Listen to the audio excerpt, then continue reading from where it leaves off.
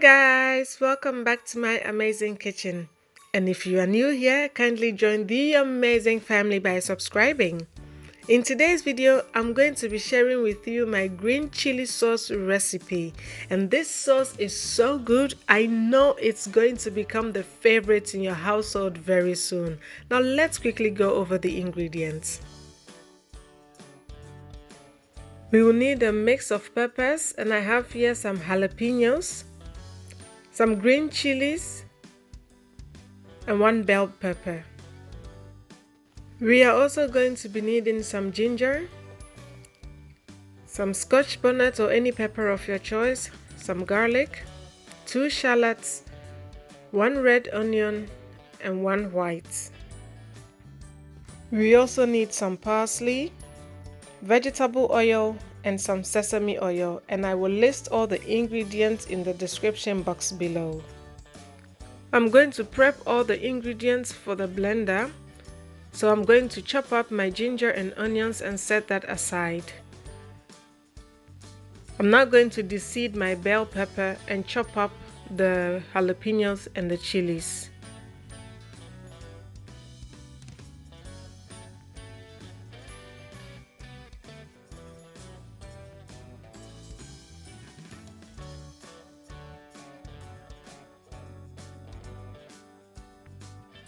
When that's done, I'm going to remove the stems from the parsley. I find that to be really hard and woody, but you can use that if you want, but I'm going to discard them.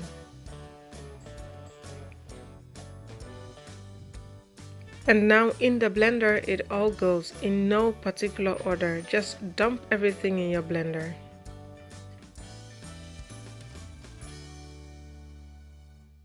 Now just add the vegetable oil and blend. Now don't add any water to the blender. If not, it's going to prolong your cooking process. So just use the oil to blend everything into a smooth paste.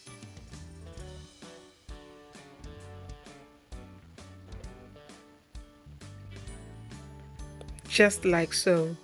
Very smooth consistency. I'm now going to turn on my cooking tablet, as my husband calls it, and get the sauce cooking. We are going to cook it on medium-low heat, stirring it frequently, so you would want to stay in the kitchen to keep an eye on it. Once it starts cooking, it's going to splatter, so I cover mine with an anti-splatter lid. But if you don't have one, you can just use a regular lid and that will be fine as well. We are going to stir until the oil settles on the surface like this. Once the oil begins to settle on the surface, we are going to add the sesame oil and salt. You may use seasoning cubes if you prefer, but I don't use that in my cooking. Stir everything together and allow it to cook for about 5 minutes more.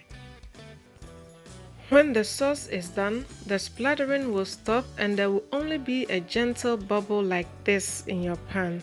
And that's how you can tell your sauce is done. Now you do not want to overcook your sauce because it will become very dark and you will lose the vibrant green color, and we definitely don't want that. How can I make this super delicious chili sauce and not fry myself some yam? I also went ahead and fried some fish with which we enjoyed this delicious sauce. I will store the remaining sauce in a jar or an airtight container and keep it in my fridge. And now I hope you are inspired by this video to make this chili sauce for your family, because I know they will thank you for it. And when you do, please come back and leave me a comment. Share this video with your friends and family because they would be happy you did. I want to remind you that cooking should always be fun and exciting. So try to cook each meal with love and see it radiate through the hearts of your family. Thank you so much for watching, guys, and see you in my next video. Bye.